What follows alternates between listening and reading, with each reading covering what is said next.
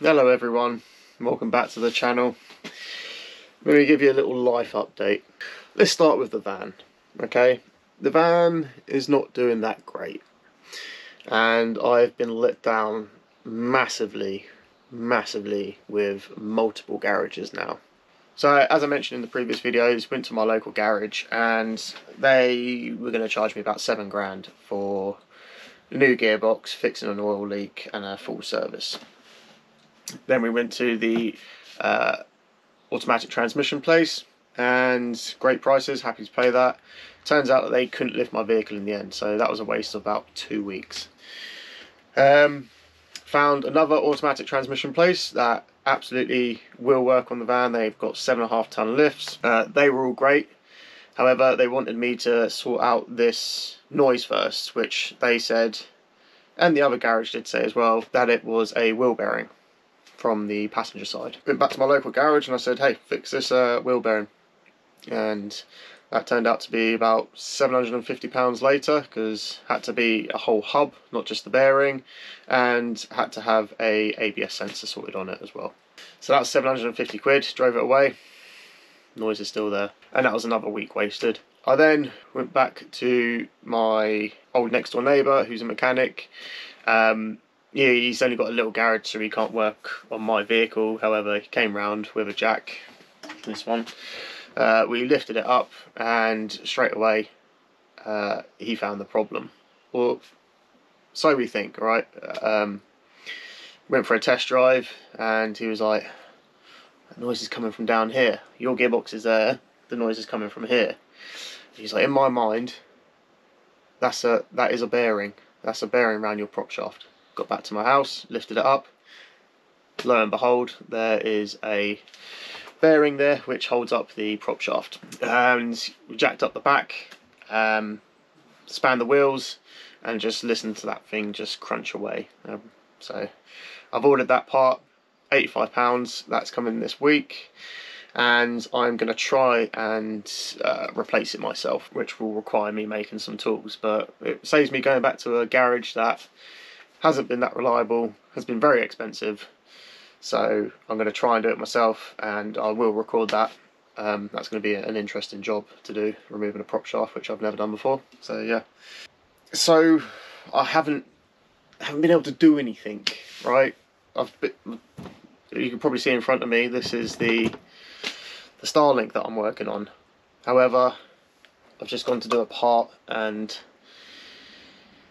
I'm not gonna explain it because it's going to be in the video, but I've got a special plug to put on this end, and the pins that I've had to use, which I've used 3 times now, they've just snapped on me basically. I've worn them out too much, so I've just ordered another load of those, which will be coming in 3 days. So unfortunately, what was going to be today's video is now this video of me just giving you a bit of a live update.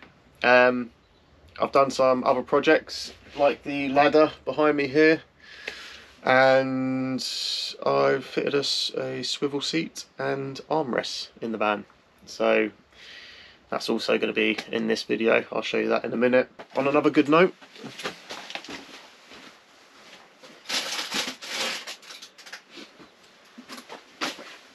oh yes, yes, I've got about 4 tins of this over there. So that is to come, wrapped to paint in Kevlar. I am so excited for this. I've already started on the prep. I've removed the old roof rack. I've sealed up the holes. Yeah, that is to come, which I'm very excited about. I'm very looking forward to making that video. But yeah, I think I'll leave it there now. I'll put in some of these clips of the jobs that I've been doing, and give me another week, and hopefully I will have some good content coming out for you guys. We are itching to get back on the road, that's for sure. Get everything fixed on Kevlar first, do these upgrades, and then we've got the a little bit of spring, summer and winter to look forward to this year. But yeah, please enjoy the video, and yeah, I will be back shortly with some good content for you guys. So I've just removed the roof rack from the van and the solar panel, which is just here. And yeah, I'm just taking it apart because we're not going to be putting it back on the van. Although I'm trying to save some weight this time around for when we go travelling again. This roof rack was fairly heavy. Obviously the solar panel is fairly heavy. And yeah, we'll put neither back on the van. However, we have got some new solar panels coming, and we are doubling what we had before. So we've got 3 200-watt panels. So yeah, we are doubling our solar, which is exactly what I wanted to do for winter. When we get round to it, obviously we've got summer coming, and well, to be fair, in the summer 300 watts was fine. It kept us up, kept us topped up all the time, especially with it tilting. But yeah, for winter we do have some more solar panels coming, and I'll be doing a video about that as well, because they are being very kindly gifted to us from a company that I've never heard of before, and I actually came across them on eBay. And yeah, I reached out to them. I was like, your kits look fantastic, like really, really good, and for such a good price as well. And I was like, I've never heard of you. And they are a fairly new company, and they're just starting off, so they don't have a massive like social media outlet. So I'm sure we will hear from them again in the future. But yeah, I'm very lucky that they agreed to collaborate together. So yeah, there will be a video about that. Yes, they will be tilted as well. So I do have to order another set of linear actuators, although I'm only going to be using 3. But one of my linear actuators was quite close to the chimney, and looks like it has had some damage just from the heat. So yeah, I won't be using that one, I'll be using the other one, so I'll have 3 in total. But for now, I've just got to try and take this apart, which is quite annoying because it took me a very long time to weave all of this, even though it didn't exactly work the way I wanted it to. Yeah, I've just got to try and sort of unravel it all now. I don't just want to cut the rope, because it is actually quite good rope, and it'd be a shame to waste it really. However, it's easier said than done, isn't it? So the next job is to remove the bike rack. Yes. Unfortunately, I just didn't use the bike enough to warrant carrying it around. As great as the bike is, obviously I used it a few times. Just for the weight of it, don't know, this is kind of not worth it. I know that we are going to be obviously more remote, hopefully with Starlink. I think it's worth getting rid of it and saving a bit of weight, a lot of weight. We are going to take the kayak with us, even though that is heavy. It is something that we can sort of all enjoy. Hopefully the dogs will like it as well. Yeah, that's something that we're still going to probably carry around and enjoy. Did a bloody good job at sealing this up.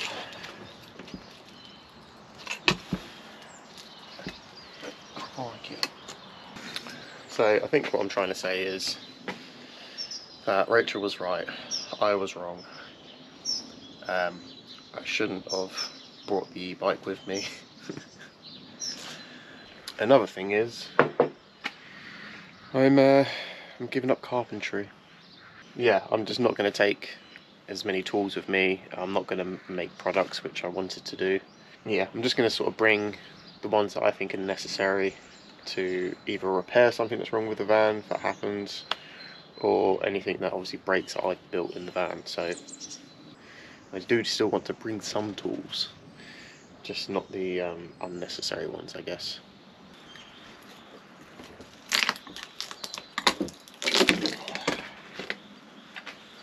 Bloody pulled the paint off the van. I was worried about it falling off. So with most people doing repairs on their bodywork, you'd use something like this, okay? But as the box on the back of the Sprinter is like a carbon fibre material, I started to use something else. So for holes in the van, I started using some resin repair. It's fantastic. If you're filling in like big holes, anything like a surface scratch, I'd still use something like that. But for actually filling in a hole that you've probably drilled out, this seems to be the best. So the process for it is, you have these two. There you go, these two. This is like a primer that you basically have to put on the area just so it sticks well. And you've got these little gauges on the side, and it's 1 notch each. So I actually found this product because I used to use it for a company. It's for like repair work on timber. Basically a cheaper option rather than cutting and replacing a whole section of like window or door or fascia, soffit, anything like that. But you don't just have to use it on wood, it can be used on other things as well. I actually used this on the van quite a while ago and it's held up perfectly. I'll show you them now. It's just where I used to have the old fill-up bottle for the LPG, and where I had the ladder on the back door. Like, it's worked perfectly well on that. It hasn't cracked either, which is fantastic. I'm just going to repair where I've had the bike rack and where I used to have the roof rack on the van. I'm just going to go around and fill in all of those holes now because it's due to rain tomorrow, so it gives it enough time for it to go hard overnight. So I'm going to put this on, leave it for about half an hour, do some other jobs in the meantime, and then I'll knock up some resin and go around and fill it up.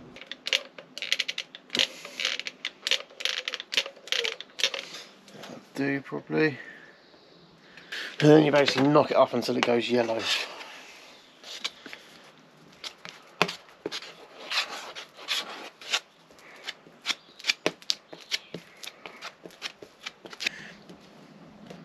That is it.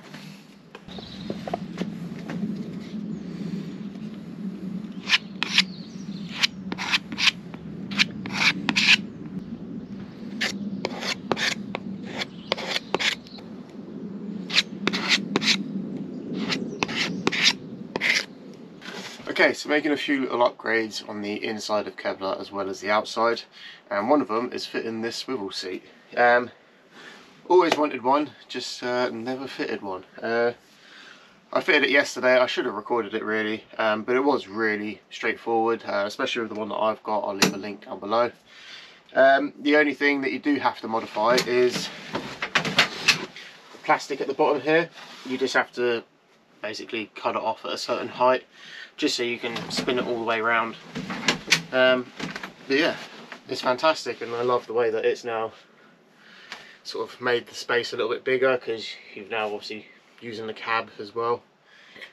A few little things that I want to change is I want to have a desk here so I can work. However, I've got a sneaky suspicion that Rachel's probably going to steal this seat for her work, even though I made her a special desk and everything, but I feel like she is going to steal this at some point. But the other modification I want to make is some armrests. Yeah. Especially when I do like long drives, I've just never had an armrest, and I'd love one. I've had a van with armrests before and it is just perfect. However, I didn't want to buy new seats because they're bloody expensive. So what I have done is brought some universal armrests, and I'm going to try and fit them to both these seats. I've only bought one set for now. Yeah, I just need to check that I can definitely fit them on the van. I'm probably going to use this seat as the test one, and then as long as it all goes smoothly, I will then put one on the driver's seat as well. So I'd say the only downside to fitting the swivel seats, especially on the Mercedes Sprinter, is we've now lost the storage underneath this seat. It just obviously completely closes it off. You've still got this part here where you can store some things, but yeah, it's a shame. We used to store, well, we used to store all of this underneath there, and now we can't. So yeah, I'd say it's the only downside, is just losing a bit of storage.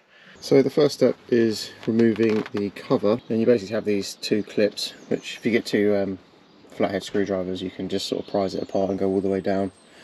But be aware that a load of crap does fall out. Yeah, so I've got the hoover ready, but I think this is a good indicator of where an armrest would go, so I'm glad that I found those. Okay, what I just quickly did was put the bracket in here. It's roughly where it needs to be. I used the existing hole at the bottom and then lined it up and sort of just got it parallel with the back here, and then I've drilled a new hole here which is very close to here, but yeah, I've just got away with it and it's the perfect size, so that's the way that I've done it, and fingers crossed it works well. I'm going to do this side and make sure I'm happy with it. There we go, one down, one to go. So the washers didn't come with it, they're my own washers, and yeah, just took out that little section and popped it back in. So yeah, I'm really happy with that. Alright, I've just put the cover back on and I just did a little cut. Basically pulled it down tight, pulled it over here, did a little cross cut and then just slid it on, and yeah, just worked perfectly as long as you pull it down tight, because obviously you want to stretch it down really. With these armrests there's a little cover on the bottom, just take that off and now you can slide it on.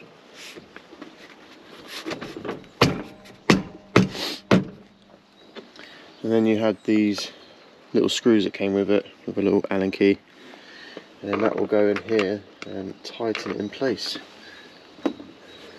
Gonna need a torch.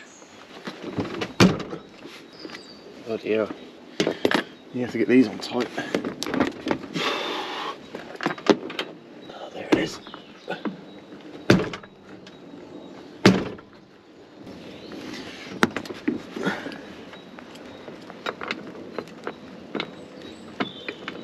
So there it is, hopefully you can see it. You just tighten that up. See this nut here? This is basically controlled, and it's going to hit that and raise the armrest up or down. These are really easy to fit. I wish I did this a long time ago. Perfect, man, look at that.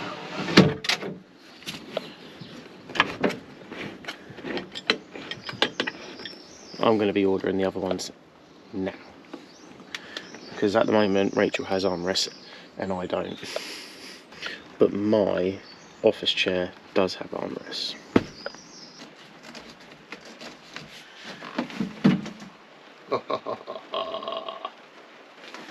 Yes!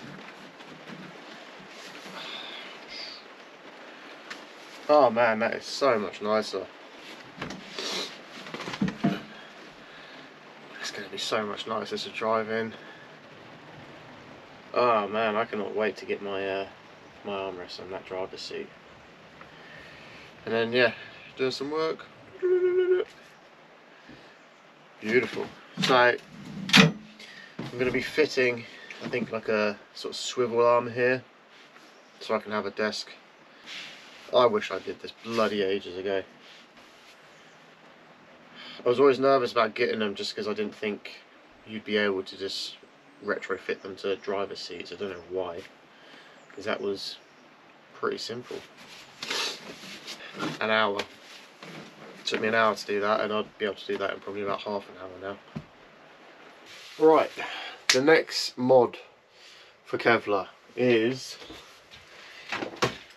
putting the ladder back on Kevlar. I sacrificed our ladder before we left for our trip, just so we could get the e-bike on the back doors. But yeah, we are going to be putting the ladder back on the van just so we can get up onto the roof, clean the solar. That's what it was mostly handy for, to be honest. We obviously have the Starlink up there this year as well, so might need to get to that, and a few other little things, but that's later down the line. But I'm not going to put it on the back doors, I'm going to put it on the side of the van. I'm going to put it on the side where our sliding door is, which is all good. The only thing is it sticks out a little bit too far, and I feel like I can modify it slightly so it's just a little bit tucked closer to the van, just so we can get our little tippy toes in and get to the roof. So this end is pretty easy because it's got this, like, I don't know why it's different, but it is. So all I've got to do is just chop it and drill some more holes, and I can reuse this bracket here. But on this end, it's welded. So I think what I'm going to do is start this end, cut it, clean the plate up, and then weld it back on. And then once that's done, I'll take the measurements from there and I will copy it for that end. So yeah, going to be getting the welder back out, which is cool.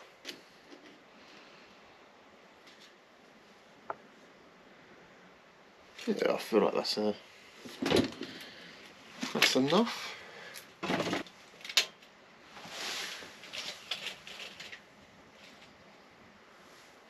50mm. Yeah. What are we taking off? Like half? Yeah. So we're going to be half in the amount that it's going to be sticking off the van. I think that will work very nicely. Oh no, can't get my square in there. There we go.